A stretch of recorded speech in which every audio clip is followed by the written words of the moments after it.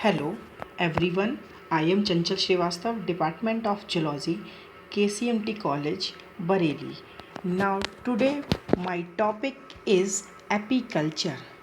We know that apiculture या मधुमक्खी पालन जिसमें मधुमक्खियों को पालकर उनसे शहद या हनी प्राप्त करने के व्यवसाय को एपीकल्चर कहते हैं।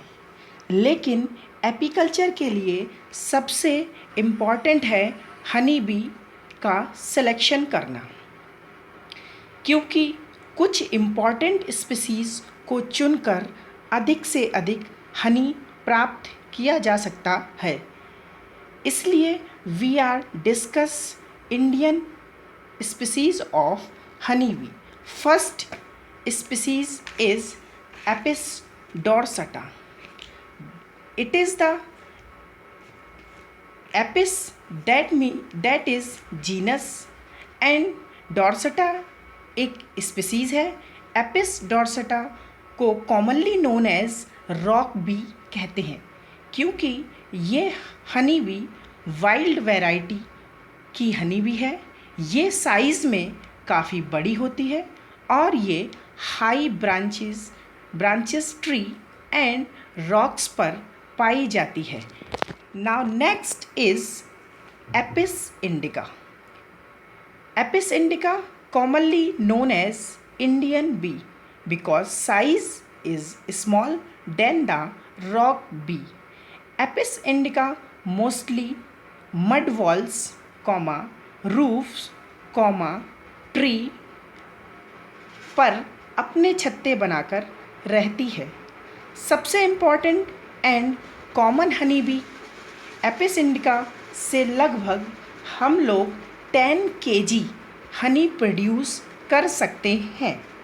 Now next species is Apis florea. Apis florea that is commonly known as little B.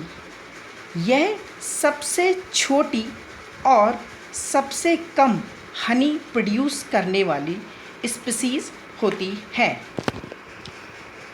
You can see in this picture many variety of honey B, लेकिन ये बी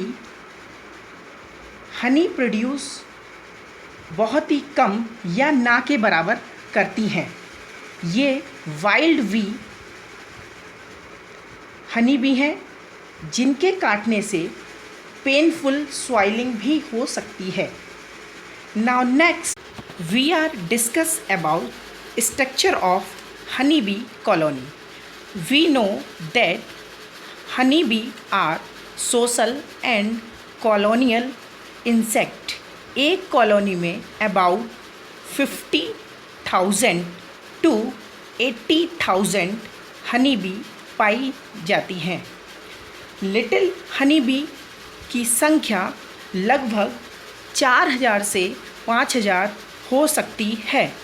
इनकी कॉलोनी वैक्स की बनी होती है, जिसमें 3 टाइप की वी प्रेजेंट होती हैं।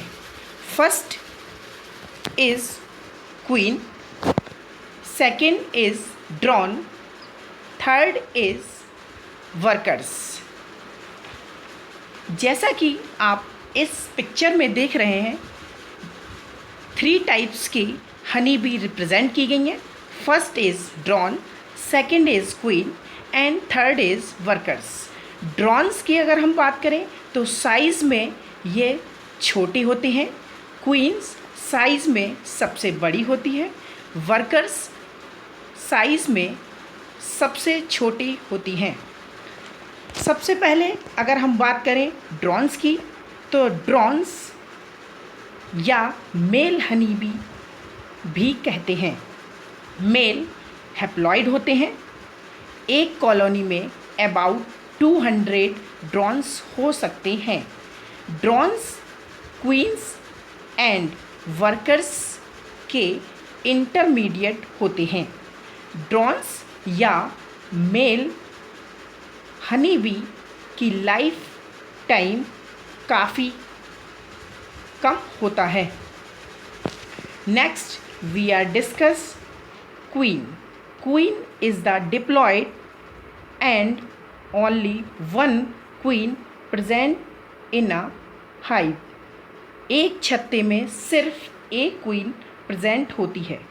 Queen per day about 2000 egg ले करती है और अपनी पूरी लाइफ साइकिल या लाइफ टाइम में अबाउट 15 लाख अंडे देती है.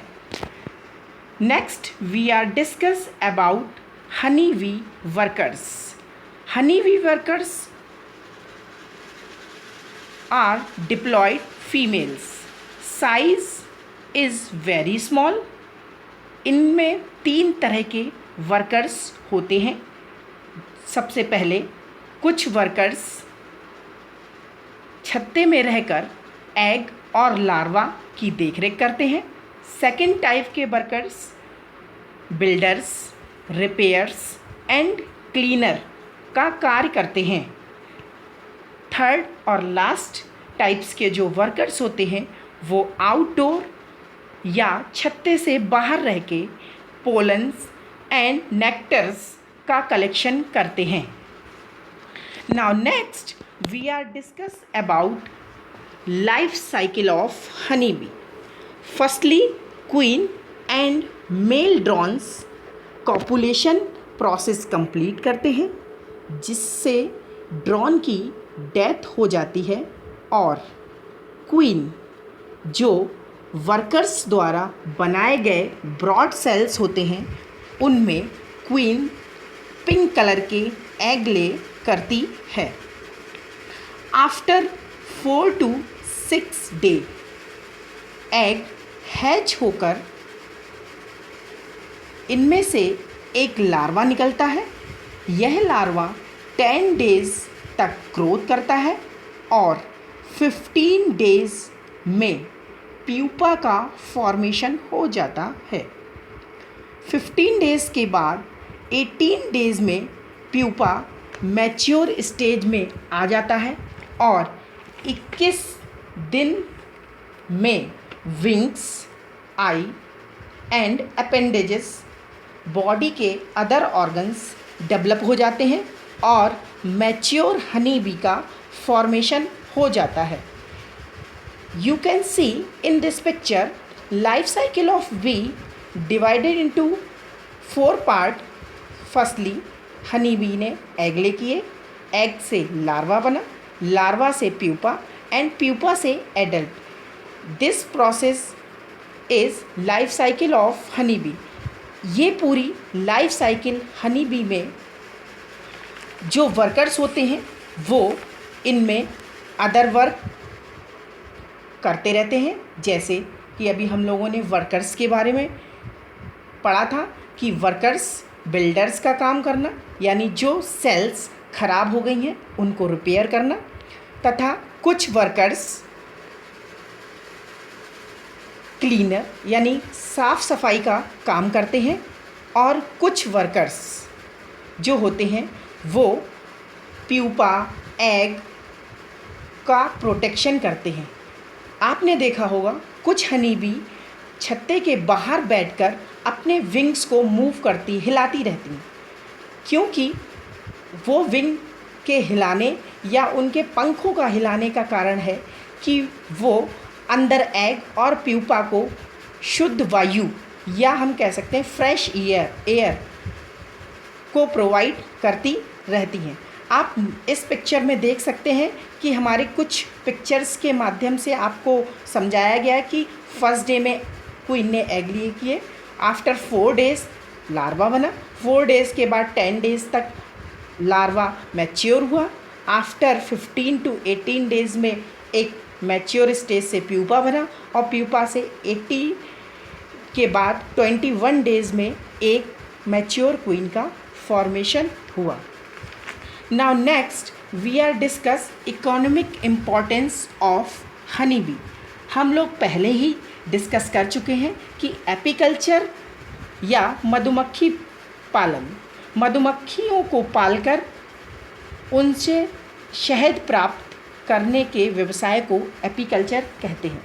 इकोनॉमिक इम्पॉर्टेंस की अगर हम बात करें तो इकोनॉमिक इम्पॉर्टेंस के हिसाब से हनी बी का use as a food materials में होता है, फूड के रूप में होता है। सेकेंड इज़ वैक्स यानी जिससे मोम बनाया जाता है। And third one is medicines यानी दवाइयों के रूप में भी हनी का उपयोग होता है। Thank you for listening.